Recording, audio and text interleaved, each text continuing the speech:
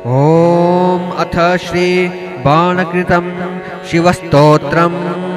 बाण उवाच नमस्ते भस्मदिग्धाङ्क शूलिने ते नमो नमः। नमो विरूपरूपाय श्मशाननिरताय च हराय हरिरूपाय शङ्कराय नमो नमः।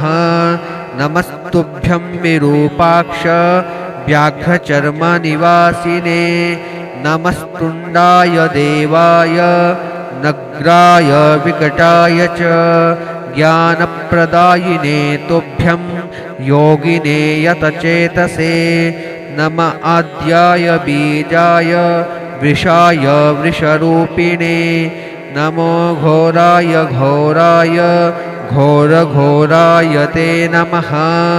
घोरप्रियाय घोराय रुद्राय वृषणाय च वृषस्कन्धाय मोघाय गदिने खड्गिने नमः।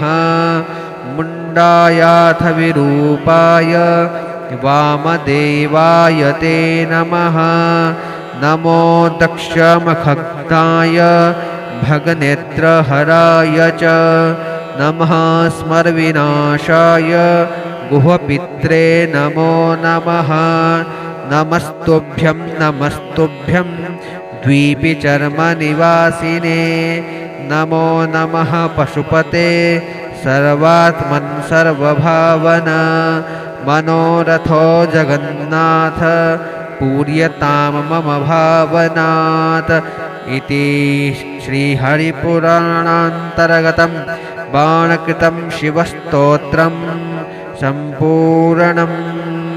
हरिः ॐ तत्सत्। हरिः ॐ तत्सत्। हरिः ॐ तत्सत्। श्रीशिवाय अर्पणम् अस्तु।